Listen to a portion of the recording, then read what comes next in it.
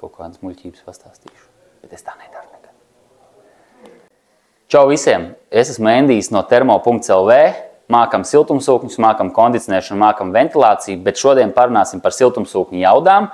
Tātad, cik jaudīgu siltumsūkņu jums vajag, kā šīs siltumsūkņu jaudas atšķirās, lai jūs neapmaldītos tajā visā pasaulē un mazliet saprastu, ko izvēlēties. Tātad, sākumā mazliet teorijas par to, kā vispār strādā šī apkurs un jaudu pasaule. Tātad, šeit ir kaut kāda siltuma jauda, kas ir nepieciešama jūsu mājai, un šī ir āra temperatūra. Tātad, jo ārā ir augstāks, mīnus 20 grādi, jo vairāk siltuma nepieciešams jūsu mājā. Un jo kļūst siltāks, jo mazāk jaudas, siltuma jaudas ir nepieciešams. Diezgan loģiski.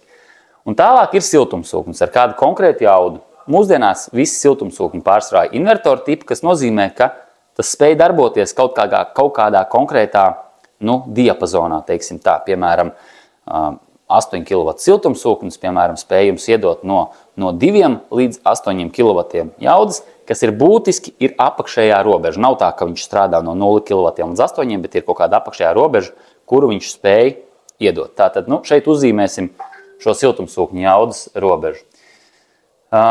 Teiksim, 8 kW siltumsūknis, un siltumsūknim savukārt ir tā, ka jo paliek ārā augstāks, jo samazinās šī viņa jauda. Tātad šī ir augšējā robeža, teiksim, pieņemsim, ka šī ir tā apakšējā robeža, kuru spēj iedot siltumsūknis. Tātad šeit mēs redzam, šajā brīdī, teiksim, pie kaut kādiem grādiem, mīnus 15, siltumsūknis tātad satiekās, vajag nepieciešamais siltums ir šis, bet siltumsūknis spēj iedot tikai kaut kādu mazāku daudzumu siltumu.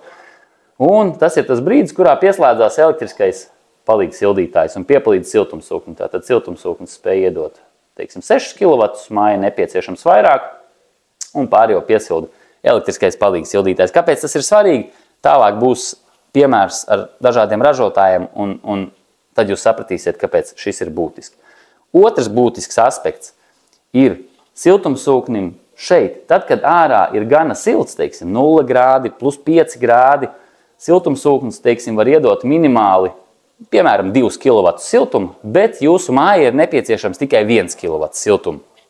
Tas nozīmē, ka siltumsūknis ieslēdzās, uzsilda jūsu māju, izslēdzās, jo vienkārši mājai nav nepieciešams tik daudz siltums, jo ārā ir silts. Un siltumsūknis slēdzās iekšā un ārā. To sauc par ciklēšanos, un tas ir slikti, jo tas samazina siltumsūkņu mūžu. Tāpēc ir ļoti būtiski neizvēlēties pārāk lielu siltumsūkni, jo tas nozīmēs, ka pie plus grādiem, teiksim, ap 0 grādiem, kas Latvijā ir ļoti tipiska ziema, siltumsūknis bieži slēgsies iekšā un ārā, un jūs vienkārši samazināsiet tā mūžu. Tāpēc nereti, teiksim, kas ir varbūt kā gāzes katliem vai granulu katliem, malkas katliem, cilvēks saka, paņemsim tur 6 kW lielāku, 5 kW lielāku drošībai. Siltumsūkņu gadījumā tas nav pareizi, vajag piemeklēt pareizās jaudas siltumsūkni. Un arī fakts, ka siltumsūknis mazliet piesilda ar elektrisko sildītāju, nav nekas slikts, jo lielie mīnusi zem mīnus 15 Latvijā ir praktiski pāris dienas gadā, ja mēs sasummējam, teiksim, tās stundas, kas ir ar šiem lieliem mīnusiem. Tātad tas būtu viens. Saprast, kā šis darbojas. Otra daļa ir, tātad, cik lielu jaudu vispār nepieciešams. Kā lai jūs saprastu, cik jūsu māja zaudē siltumu pie mīnus 20 grādiem. Tur ir divi veidi. Pirmais variants, ja jums ir jaunbūve, jums būs visticamāk pagaida energo certifikāts, kurā būs aprēķināti siltuma zudumi. Būtiski ir tas, ka šajos energo certifikātos tomēr teiksim tā, parasti energo certifikāts pieņemsim māja ir aprēķins, ka 45 vatus uz kvadrātmetru jūsu jaunbūve zaudē siltumu. Dzīvē vienmēr šie dati būs mazliet sliktāki, tāpēc, ka, pirmkārt, var neatbilst, piemēram, dati, ko logu ražotājs ir norādījis, dzīvē var būt sliktāki. Būvnieks kaut kur ir kaut kādu mezglu neveiksmīgāk izbūvējis. Arī energo certifikātā parasti energo auditori norāda, ka iekštelpu temperatūra būs, teiksim, 20 grādi, lai gan mēs paši zinām, ka dzīvē tā nekad nav, jūs parasti turēsiet 22, 23.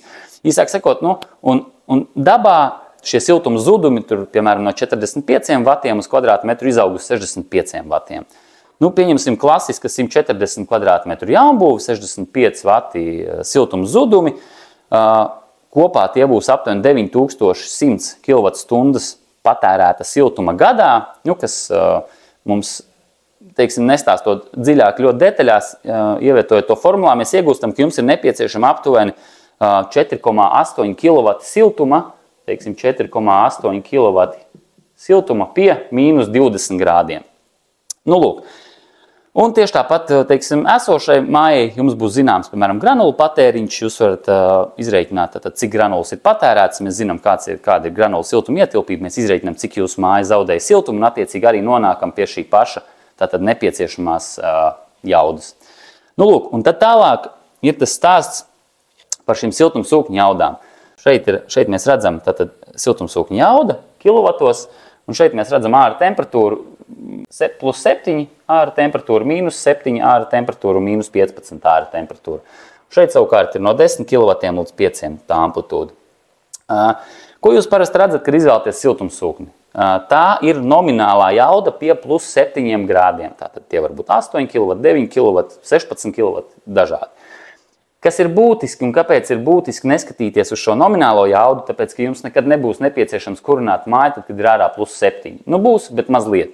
Svarīgākais ir tātad, kāda jauda ir nepieciešama pie mīnus 15. Nu, teiksim, kā mēs šeit rādījām, tad jaunbūvē 140 kvadrātmetri, tie, piemēram, būs 4,8 kW siltuma. Un tad šeit ir dažādi ražotāji, vārdos speciāli nav nosaukti. Japāns, ķīnietis, skandināvs un vēl viens Japānis. Mēs redzam, principā visas ir 8 vai 9 kW iekārtas, bet pie mīnus 15 tie rādījumi ir pavisam dažādi. Vienam ražotājam ir joprojām 8 kW siltuma jauda, vienam ražotājam ir aptuveni 6,8 kW, vienam ir 6,5 kW, kādam ir palikuši 5,5 kW. Un tāpēc būtiski ir izvēlēties siltumsūkni pēc šiem mīnusiem, kas notiek pie mīnus 15. Un tādā veidā jūs varat saprast, vai jums šis siltumsūknis der. Teiksim, šajā gadījumā, ja mums bija 4,8 kW nepieciešama, piemēram, šis Ķīnas ražojums var iedot 5,5 kW siltumu, tātad jums derēs šis 8 kW Ķīnas siltumsūknis. Bet, piemēram, mēs šeit redzam melnā līnija, 8 kW, tas būs par lielu. Tātad jūs varat izvēlēties šī paša ražotāja, piemēram, 6 kW siltumsūkni. Un tas būs tas pats, kas Ķīnas ražotāja 8 kW siltumsūknis. Tādēļ, kādreiz, kad cilvēki man zvana, man vajag 16 kW siltumsūkni, es saku, kāpēc jūs domājat, ka jums vajag 16 kW siltumsūkni? Nerad atbildi ir, man tur puisis veikalā teica. Bet svarīgi saprast to, ka dažādiem ražotājiem 8 kW pie plus 7 un, teiksim, rādījums pie mīnus 15 būs divi dažādi cipari un jaudas. Tāpēc svarīgi skatīties, kāda ir jauda pie mīnus 15. Un šeit vienkārši ir piemērs ar mazliet jaudīgāku siltumsūkni, arī mazliet lielāku temperatūru apkurs sistēmā, 40 grādi, kas jau tuvāk tāds radiātoru apkurei, principā arī. 4 dažādi ražotāji, jauda, teiksim, 12, 13 kW, un vienam ražotājiem, piemēram, 10 kW. Ja mēs skatāmies, tas ražotājs, kuram ir 10 kW pie plus 7 grādiem, joprojām nodrošina šos pašus 10 kW, piemēram, arī pie mīnus 15. Tātad, ja jums vajadzēs, teiksim, šos 10 kW siltuma pie mīnus 15 grādiem, šim ražotājiem jums varat ņemt 10 kW iekārtu, bet, teiksim, dzeltenajam vai zilajam ražotājam, jūs redzat, ka jums jau 2 kW tiks piesildīti ar elektrisko tenu. Tātad, variants vai teiksim, jūs tas apmierina, vai arī jums varbūt jau jāskatās, tad ir mazliet jaudīgāk iekārta, kas nozīmēs atkal vienam ražotājiem tā būs, piemēram, 14 kW iekārta, citam ražotājiem 10 kW iekārta. Un rezultāts, principā, jums būs līdzvērtīgs. Protams, papildus jaudai ir jāizvērtē arī citi faktori, kā efektivitāte, jo bieži vien šis, teiksim, fakts, ka nekrītās jauda tiek panākts mazliet uz efektivitātes rēķina un jāizvērtē kopumā tas siltumsūknis, vai viņš spēja iedot šos 40, 45, varbūt vairāk grādus jūsu apkurs sistēmā. Bet tas jau ir uzstādītāja darbs šīs lietas apskatīties, izrēķināt un piemeklēt jums pareizo iekārtu. Un tāpēc ir svarīgi, ka uzstādītājs jums uzdod pareizos jautājumus, lai saprastu, cik jaudīgi iekārti jums vajag, un attiecīgi viņš spētu piemeklēt tieši to iekārtu, kas jums būs derīga. Tas īsumā viss. Gribēju pievērst šim uzmanību. Tātad sniedziet datus, sarēķināsim, izvēlēsimies pareizo, piedāvāsim izvēles, un nebrīnieties, ja mūsu piedāvājumos kādreiz ieraugat, ka ražotājiem A, teiksim, ir piedāvājumā 10 kW iekārta, ražotājiem B ir, piemēram, 16 kW iekārta. Tas ir tikai tāpēc, ka šīs iekārtas pie mīnusiem sasniedz vienādu jaudu, lai gan varbūt virspusēji tā neizskatās. Paldies un skatieties citus video. Man lika marketinga meitene pateikt, ka sekojiet, laikojiet, subscribojiet, sūtiet ēpastus, sūtiet naudu. Paldies!